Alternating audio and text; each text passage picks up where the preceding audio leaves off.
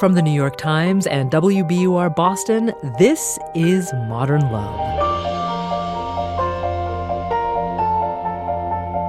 Stories of love, loss, and redemption. I'm your host, Meghna Chakrabarty.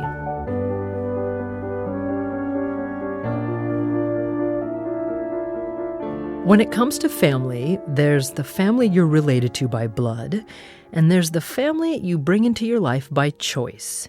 And sometimes you find those people in unexpected places, as Julie Margaret Hogben did. Saturday Night Live cast member Cecily Strong reads Julie's essay, When the Doorman is Your Main Man. It was summertime in Manhattan, dark and balmy, almost midnight on the Upper West Side. Drinks had gone well. Walking me home, he held my hand. Tipsy, I said, "You can't come up," and stopped near a stoop. "I don't want to," he said coyly, placing his hands on my waist, drawing me close. "But I do want to see you again." He smiled. I smiled. "What I mean is, if you want to kiss me goodnight, it has to be here." We weren't even close to my building. "But I thought you lived in," he said, craning his neck to look for street signs, "the 90s. "I do, but see, he knows we're on our first date, and there's a window he can see out of onto the sidewalk, and sometimes he's waiting. If I'm late, he can get worried." "Who?" my date asked, looking concerned. "Who can see us?" I hedged. "Your boyfriend?" "No." "Your dad?" No, it's hard to..." "Your husband? Are you married?" I sighed and shrugged, flying my freak flag, ruining the moment. My doorman. Kazim was my doorman, and ours was a common and unsung friendship. That between women living in New York, single and alone, and the doormen who take care of them, acting as gatekeepers, bodyguards, confidants, and father figures. The doormen who protect and deliver much more than Zappos boxes and Fresh Direct. Not because it's part of the job, but because they're good men. "I don't like him," Kazim said of a new guy I was dating 2 months later. He whispered this over the intercom. I entered the lobby and saw them outside, my doorman and my date on the sidewalk, laughing and chatting. My date turned to flick his cigarette away, and Kazim took the moment to shoot me a look. He'd gotten the scoop and was already wary. I waved goodbye as my date and I walked off. When I glanced back, Kazim shook his head. I rolled my eyes. What did he know? What could he tell from a 10-minute talk? My date turned out to be sexy and funny, spoke gorgeous Hebrew, and partied too much. And so I agreed to a second drink and saw him again. And again, as autumn drew on. I was always attracted to bad boys. Kazim wasn't a bad boy. He was kind and well-mannered, a gray-haired cross between Cary Grant and George Clooney. Born in Albania in the mid-1940s, he hailed from an educated military family. His father had been an army general. When Kazim was 19, the communist leader Enver Hoxha's secret police arrested and interned his family, accusing them of treason. For 20 years, he lived in a labor camp, forced to farm in a remote area, not unlike Stalin's gulags. "My whole life as a young man," he said to me once. He never married, never had children.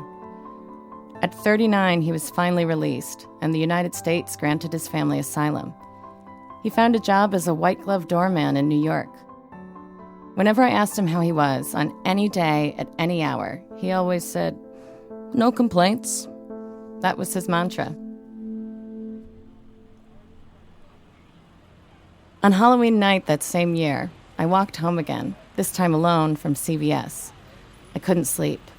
In pajama bottoms and a t-shirt, I skipped up the steps into the lobby, a white paper bag clenched in my hand. Hidden inside was a pregnancy test. Kazim was resting on his usual stool, half on, half off, and looked up from his New York Post. "What?" he said.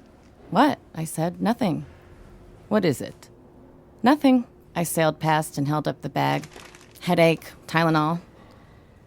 "No," he said in a drawn-out way, shaking his head, folding his newspaper closed. I couldn't fool him. I stopped and looked around. No one was in the lobby. Fine. It was well after midnight, so I doubled back. I don't know. I bit my lip. I missed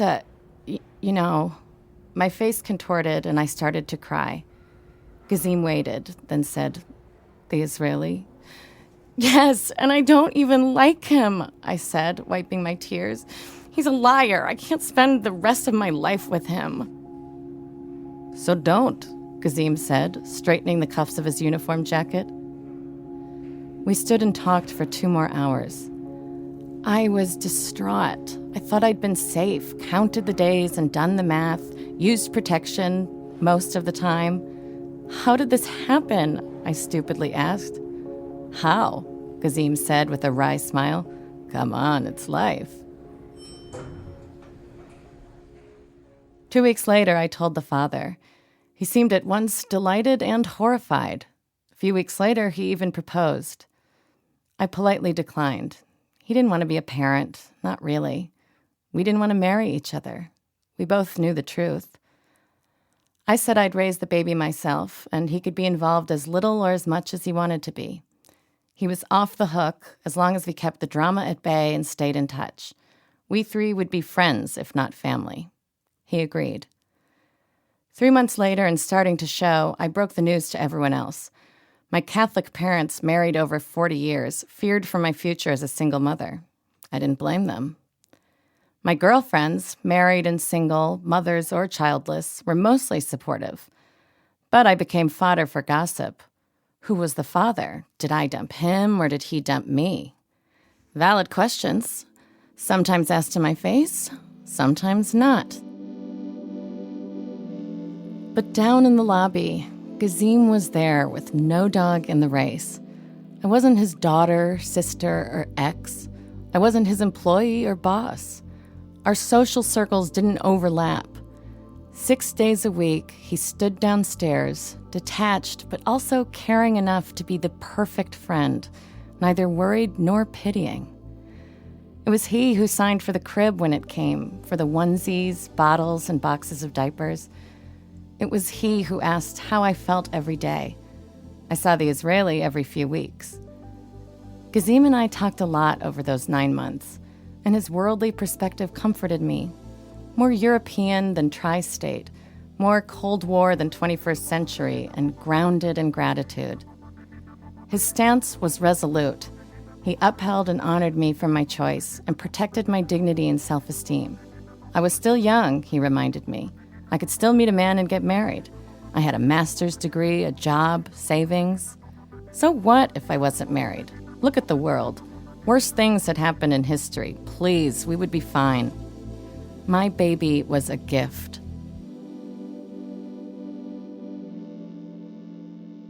In August, while I was away for the weekend, my water broke early and I gave birth in Providence, Rhode Island.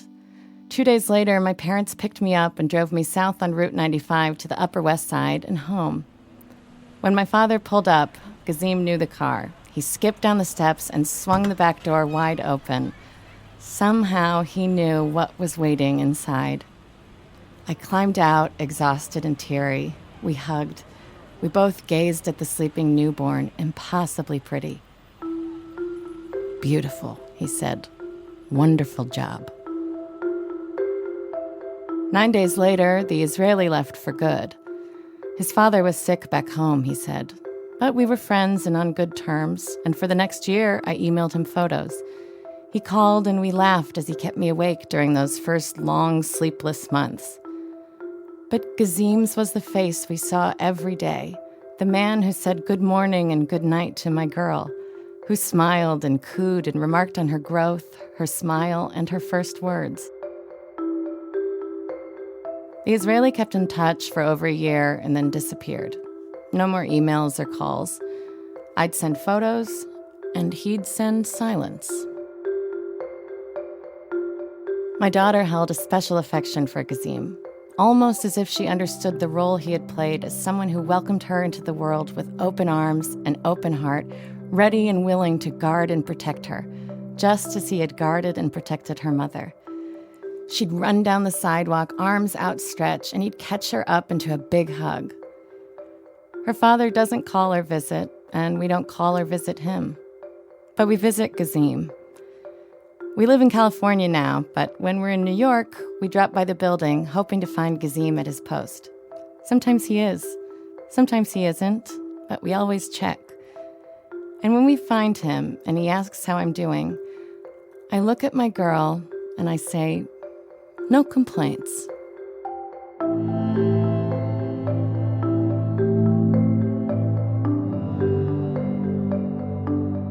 Cecily Strong, reading Julie Margaret Hogben's essay, When the Doorman is Your Main